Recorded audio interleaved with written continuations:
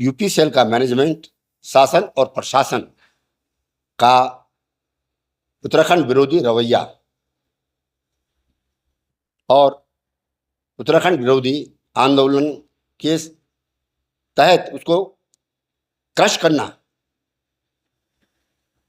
हम लोग जूनियर संवर्ग के लोग जूनियर से प्रोन्नत होकर के सहायक अभियंता बनते हैं और सहायक अभियंता के बाद अधिशासी अभियंता और अधीक्षण अभियंता के पद पर आगे बढ़ते हैं।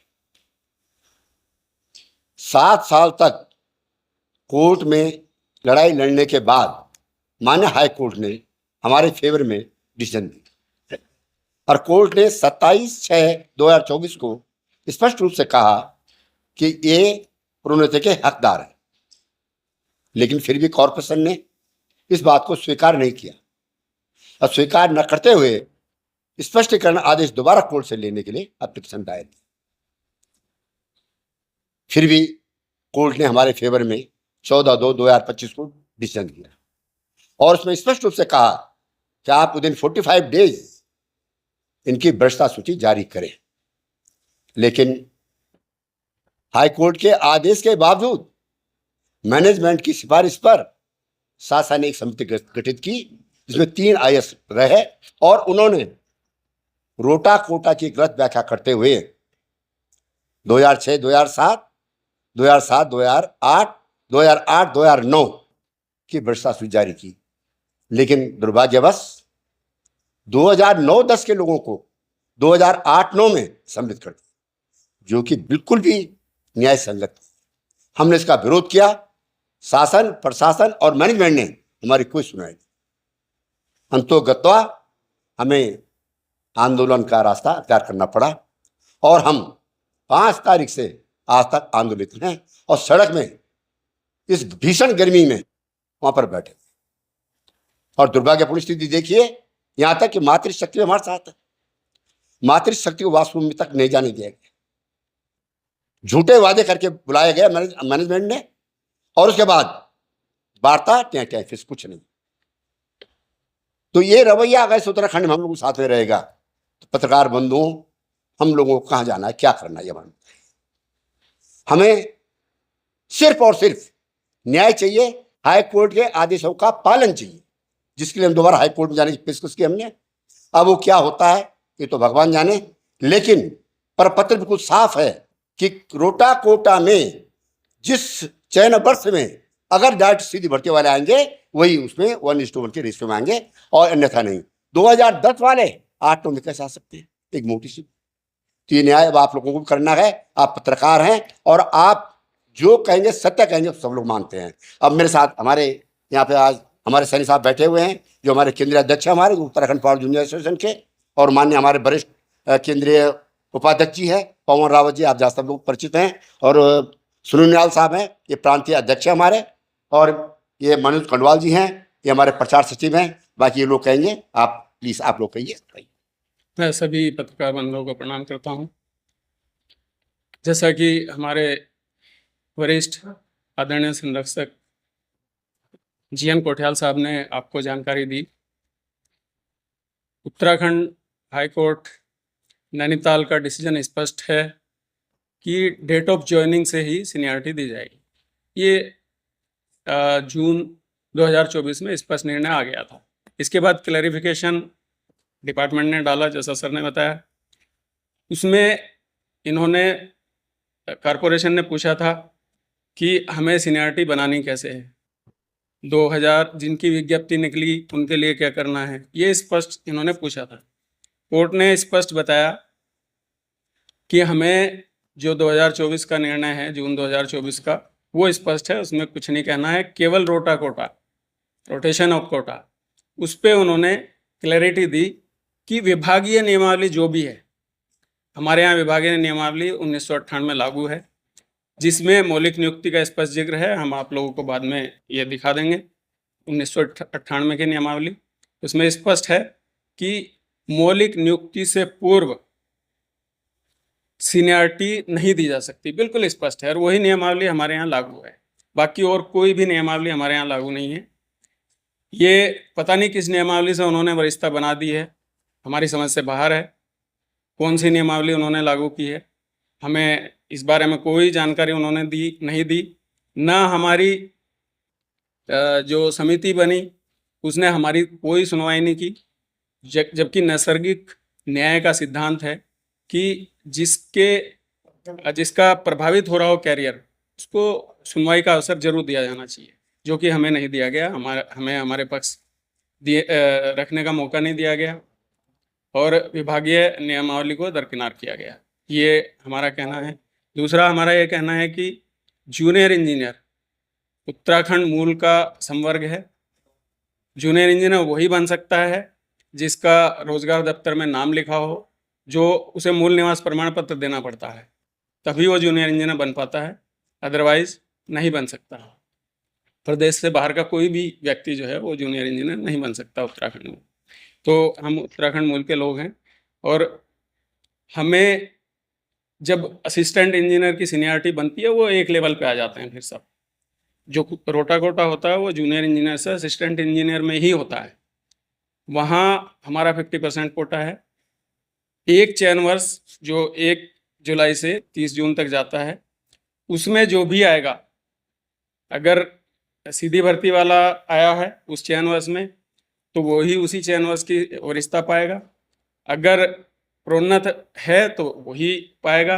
अगर दोनों हैं तो मिक्स होंगे 1/1 के रेशो में। जो पश्चातवर्ती बाद वाला है वो जूनियर ही होगा।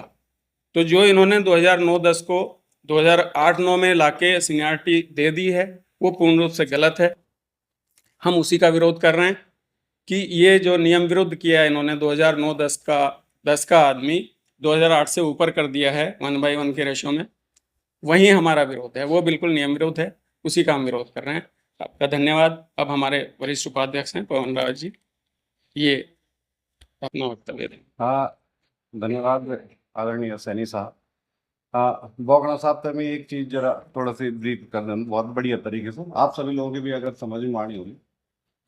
बोगना जी ठीक जी, मैं आपसे सरल भाषा में समझा दूँ कि टेक्निकल तो यो अलग चीज है। सिंपल सी बात है, जब ये उत्तराखंड बनी तो वे के बाद 2002 में भर्ती हुआ हमारा डिपार्टमेंट।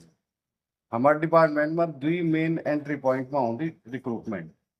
एक होती जूनियर इंजीनियर जो पॉलिटेक्निक डिप्लोमा करीता है, अप्रूव एग्जाम दे देना और वे के बाद जूनियर इंजीनियर बन देना। और एक होता डायरेक्ट असिस्टेंट इंजीनियर जो बीटेक या बीई करीता है, डायरेक्ट एई बनना। तो हमारा जो उत्तराखंड मूल का लोग हैं जो पॉलिटेक्निक करते हैं, वो सिर्फ उत्तराखंड के ही लोग जूनियर इंजीनियर बन सकते। तो 2002 में बढ़नी, वे के बाद 2007-8 में और 8-9 में हमारे एक सत्र के होंगे जन आप जनरल एक कैलेंडर ईयर होंगे 1 जनवरी से लेकर 31 दिसंबर तक। फाइनेंशियल ईयर होंगे 1 अप्रैल से 31 मार्च। और हमारा जो सिलेक्शन ईयर होंगे सीनियरिटी बढ़ाने का वास्ता वो होंगे 1 जुलाई से लेकर 30 जून का बीच में। यानी ये बीच में जो गतिविधि होली वो एक सिलेक्शन ईयर बनी जाओ। तो हमारा जो 2002 का जूनियर इंजीनियर था वो 2008-9 में प्रमोशन होगी बन गई असिस्टेंट इंजीनियर। सिंपल से तो वो सत्र हुए 2008-9, यानी वो 2008-9 की सीनियर टीम एक अलग। वे का बात क्या हुई कि 2009-10 में यानी 1 जुलाई 2009 का बाद विभाग में यानी डायरेक्ट असिस्टेंट इंजीनियर। तो जब वो 1 जुलाई 2009 का बाद है उनकी विज्ञप्ति फरवरी 9 बटी डिपार्टमेंटल निकाली। फरवरी 9 में अखबार में है कि भाई यू क्वालिफिकेशन चाहिए लोक चंदन यू एग्जाम हो इन होला। वे के बाद अगस्त 2009 माऊ को एग्जाम हुए और अक्टूबर के बाद अगला इंटरव्यू और प्रोसेस हुए नहीं और दिसंबर माऊ है दिसंबर 2009 में कॉल लेटर जारी हुई नहीं जो का आधार माऊ दिसंबर लास्ट जनवरी ऑनवर्ड्स ज्वाइन करे। तो यानी उनको सत्र बनी 2009-10। तो डायरेक्ट जो असिस्टेंट इंजीनियर है नहीं उनको सत्र बनी 2009-10 और जो डायरेक्ट जूनियर इंजीनियर था 2002 का जो प्रमोशन हुई नहीं 2008-9 में। तो ये 2 अलग सत्र हुए नहीं। 2008-9 में तो प्रमोशन वाला जेई बन गई नहीं एई और 2009-10 में जो डायरेक्ट हमारा बंधु ऐसा जो डायरेक्ट असिस्टेंट इंजीनियर है नहीं उनको सत्र हुए 2009-10। तो ये 2 अलग अलग सत्र हैं। डिपार्टमेंटन क्या करी ये 2 सत्र होता एक क्लब कर दे। अब हमारे क्या होंगे एक रूल होंगे कि जब दुई अलग अलग सोर्स से लोग अंदर डिपार्ट आए हैं हमारे अभी क्या 50% रूल 50 मतलब टोटल जब का सीट असिस्टेंट इंजीनियर की छन वे में 50% लेदन डायरेक्ट रिक्रूटमेंट सीधा एडवर्टाइजमेंट हो ऑल इंडिया बटी कोई भी अप्लाई कर सको और एग्जाम दे के असिस्टेंट इंजीनियर बन जाओ यानी उदाहरण तय अगर 100 सीट चल तो 50 की विज्ञप्ति सिर्फ कंपटीशन से भरे जाए और बाकी जो 50 होला वो होला जो डायरेक्ट जूनियर इंजीनियर डिपार्टमेंट में ऑलरेडी चल काम करना जन सब जगह हो उनसे प्रमोशन हो उनका प्रमोशन से 50 तो यानी 50-50 तो जो 50 लोग जो यानी कंपटीशन से वो यानी 17 2009-10 में तो उनकी जो सीनियरिटी चल वो 2009-10 का हिसाब से चल ठीक है प्रमोशन वाला प्रमोशन भी नहीं 2008-9 में उनकी जो वरिष्ठ चंच वो 2008-9 में दुई अलग अलग से दुइयों को कोई लिंक नीच डिपार्टमेंटन वो दुई एक जोड़ दे अब हमारे एक रूल क्या होंगे अगर एक सिलेक्शन ईयर में चयन वर्ष में जन 2008-9 सिर्फ अगर प्रमोशन वाला लोग है नहीं तो उनकी सीनियरिटी क्या होंगी सपोज 10 लोग तो जो भी 10 मेरिट का हिसाब से यानी 1 2 to 10 तो उनकी सीनियरिटी 1 से 10 तक ही रहा ठीक होगी कोई प्रॉब्लम नहीं अगर वे साल की प्रमोशन नहीं होनी चाहिए प्रमोशन है एलिजिबिलिटी होती कि इनका साल नौकरी होनी चाहिए ACR होनी चाहिए यू योग्यता होनी चाहिए वे आधार में अगर माना वे साल कोई नहीं चाहिए सिर्फ डायरेक्ट रिक्रूटमेंट का माध्यम से कंपटीशन से लोग है नहीं तो सपोज 10 लोग है नहीं तो जो अभी उनका रिटर्न एग्जाम का हिसाब से मेरिट होली 1 से 10 तक फॉर एग्जाम्पल तो 1 से 10 तक वही गाली तो डायरेक्ट वालों की सीनियरिटी इन बन और प्रमोशन वालों की इन बन अब बाई चांस अगर एक ही साल में प्रमोशन वाला भी प्रमोशन में नहीं और डायरेक्ट वाला भी एगेन तो एक सत्र में दुई वेगेन कैडर ना एक JEE to AE और एक डायरेक्ट AE तो तब उनकी सीनियरिटी क्या होगी रोटा कोटा का आधार में बन ये रोटा कोटा क्या है रोटा कोटा बन दो परसेंटेज आधार में जन हमारे 50-50 तो 50-50 को मतलब है 1:1 50 डिवाइडेड बाई 50 एक डायरेक्ट एक प्रमोशन एक डायरेक्ट है ना कुछ जगह क्या होगा 40 लोग प्रमोशन से होना और 60 लोग डायरेक्ट तो 40:60 अगर हम करना तब वो रेशियो बन दो 2:3 को लेकिन हमारे 1:1 तो जब एक ही सत्र में 2 लोग आ जाला एक प्रमोशन वालों और एक डायरेक्ट वालों तो वे को क्या मान लो 1:1 ये को मतलब है कि एक लिए जालो प्रमोशन वालों और एक लिए जालो डायरेक्ट वालों यू एक यूनिवर्सल रूल कि जब भी 1:1 या 2:3 कोई भी हो लो प्रमोशन हमेशा पहले हो कि वो डिपार्टमेंट तो आदि हो